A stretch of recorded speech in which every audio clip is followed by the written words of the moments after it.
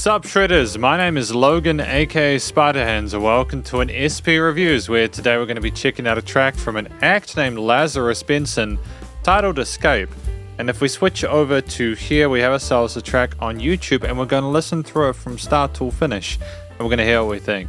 I should note that I've listened to music from Lazarus Benson before and I've reviewed previous works and I've enjoyed my time with it, so I'm looking forward to more. But yeah, without further ado, let's go.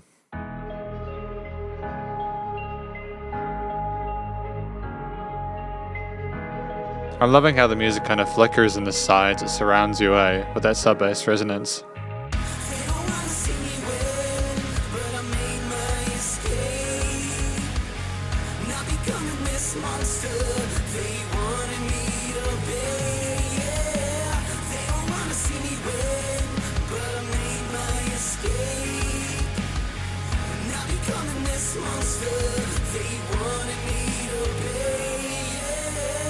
I like the way that the hook line integrates with the guitars, the bass, the drums, and how it's a nice contrast dynamically to the intro we had at the beginning. In the echoes of my past, when my shadows roam, I caught my own path and found my way home. Like a phoenix, I rise from the depths deep.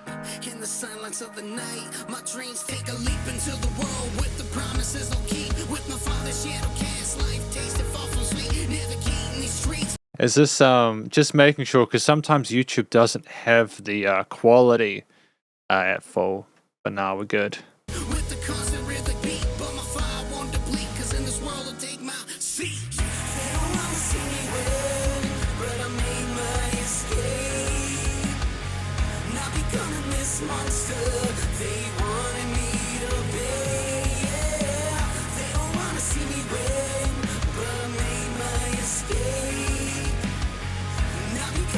Monster they wanted me to be, yeah. Bullied and belittled, I kept my self-esteem. I face the choices like a player in a high-stakes scheme. From the homeless nights to the dreams and poverty steady seam. I built my life scheme. Rise up, I feel strength in the gleam. Every challenge that I've seen, I'm ready to chase a dream. Never needed a team, I'll keep on going, no doubt.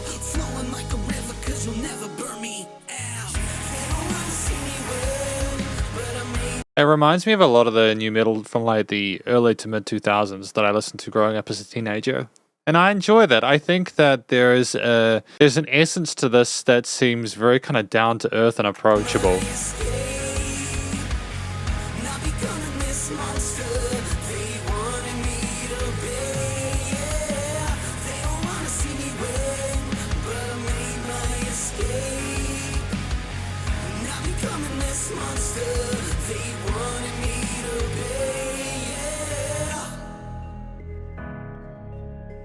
Is that like an inverted keys or synths or something like that?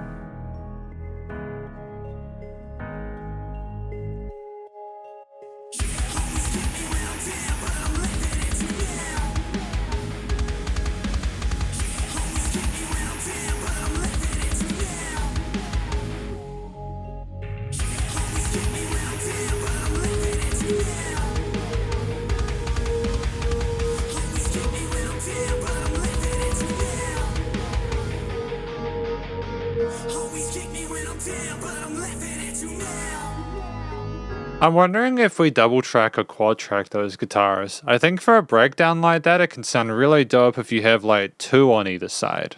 I think that it's heavy enough, especially with the punchiness of the drums or something like that. But if you want a real kind of smack, just if we aren't already doing it already, quad tracking is pretty dope.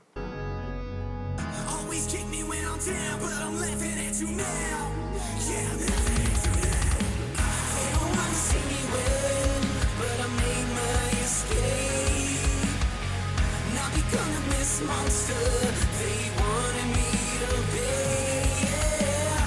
They don't want to see me win, but I made my escape. Not becoming this monster they wanted me to be, yeah. Always keep me when I'm down, but I'm living it now. Interesting use of the head voices and overdub.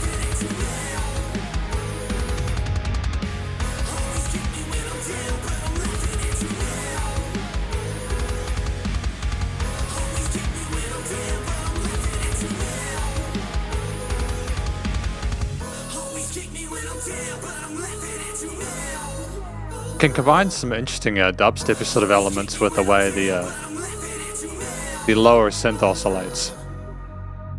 I kind of dig it. I think that was well done, and props on the Naruto AMV as well. It reminds me of a lot of nostalgia I had when I was watching through the entire series, and yeah, it's good. And welcome to the conclusion of my review of this track from an act named Lazarus Benson titled Escape. Now, what do I think this track is about? I feel as if, especially with the help of the lyric video, it's quite, like if you read through it whilst listening along, you can kind of figure it out. But even without the visual cues, I think it's fairly safe to say this is about someone that is trying to avoid becoming the monster that those that oppressed them, that made their life hell, wanted them to be.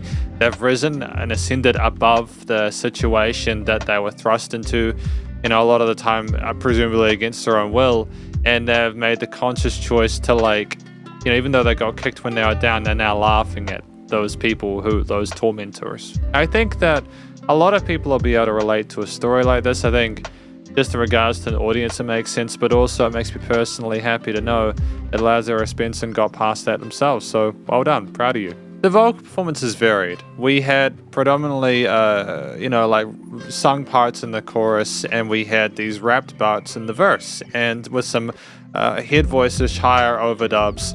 And I think we even had some growls occasionally going into our last hook, which were visceral. And I think that we got a lot of what we wanted from it.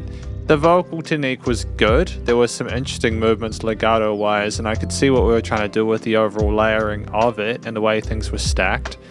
Genuinely, there was a clear intent and an emotional authenticity to the performance, which I appreciate as well, because it can really sink your vessel if you try and perform this kind of track without having that kind of rawness around it. And that came through, I think, rather elegantly in the final track. I think that in regards to the song itself, it's basically 4 minutes, isn't it? So it fits just into that 2 to 4 minute sweet spot. And I believe that was a sensible decision. We had a musician here who understood the power of not only having instrumental intros with those synths fluttering on the sides there with the bass, sub-bass, having contrasting motifs, even if we're not necessarily changing the core chord progression or bass line, to nevertheless still have variation within the instrumental layers with the distorted guitars, basses, and drums coming in later on. It was just a great amount of variety in there, and I appreciate it. It never became too much, and it was never too little. There was a constant sense of gratitude that I had for when things would transition or seamlessly go between. There was a nice amount of dynamic range to it as well. Things weren't the same loudness all the time.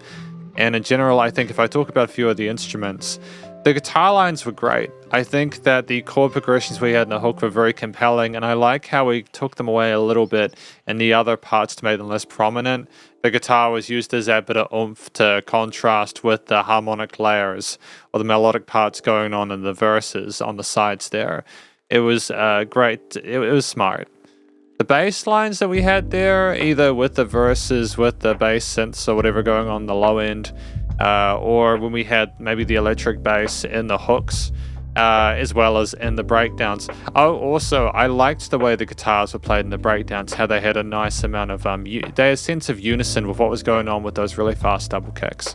But the guitars chugged, and that was the kind of vicious kind of tone we needed, and the bass played alongside it and kept a great sense of partnership with that, complementing the root notes well. The drums were vibrant and they were active, and I liked the variation with the double kick grooves we had, as well as the focus on the snares and the cymbals work. We had some fills occasionally, I think, but the main focus was on establishing a sense of pace in a track where we really just needed to provide a sense of focal point, a focus on the vocals, but everything else still found a place to be just as important and beneficial to the overall experience. There's the sound design as well, with those synths on the sides fluttering in between. It was like the thoughts were kind of surrounding your head, and it really ironically kind of made you focus a little bit on the center field, because it sounded like you were going on a journey somewhere with that section alone, like it was taking you somewhere even without necessarily focus on the percussion as well doing that. But the singing or the rapping to come in after that was great, because I think we had the chorus go into the verse after that instrumental intro, if I'm not mistaken. The motif was established early, and I'm thankful for that. The track itself sounded resilient, like we were grateful to have climbed over the hill through the use of those power chords, some of the minorish tones in the triads. But there wasn't a lot of complexity with the way the chord structures were done there. We weren't trying to insinuate that we felt any sympathy for those people who were letting us down. I like the fact that we're very straightforward in a sense with how we felt about these people and that we weren't going to take their shit.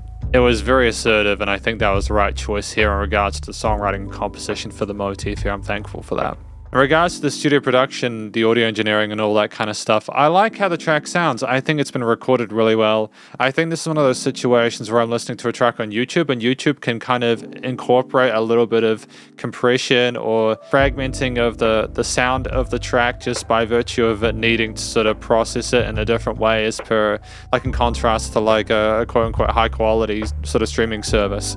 So it might not sound exactly the same as if you were going through like the original like high quality final master, but I can still hear what they're trying to go for here with the quality of the vocal performance as well as the guitarist, bass, drums and synths and stuff like that. And I think in general the quality of music production is very high.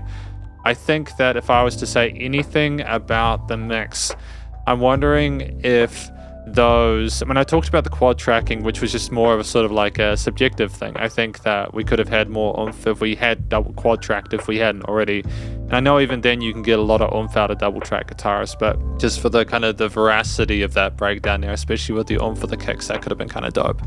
But I'm also wondering if the kicks were maybe like a little bit too prominent in this track. Everything else was absolutely spot on. If the kicks were prominent, it's like 0.5 dB in the mono mix. Aside from that, though, I liked how things were notched in the stereo field and the frequency spectrum. There were no resonant frequencies there, so that was done well. And I think, again, with the fact that the synths and like the inverse kind of keys, they kind of flooded around there. The guitars sounded wide in the mix. I think that was good, and maybe it was fine. I'm happy with it. I think that there was dynamic range, so things weren't the same perceived loudest all the time, and so there were natural peaks and troughs, which is good for the listening experience. Listeners do literally get headaches if things are the same loudest because they're too kind of pushed, so I'm glad that we were respectful of that. And then finally, the bus compression limiting, I think, was handled well because it was nice and loud without pumping. At the end of the day, this is my review of this track from Lazarus Benson titled Escape. I'm really glad that they did. And thank you very much for watching this track and this review. If you enjoyed it, please do go show us some love via their various social medias and YouTube page, and stay cool and stay safe. And please remember to support your local musicians and artists at this point in time, as you help more than ever with all the crazy stuff going on in the world. And I'll catch you in the next review. Spiderhands out.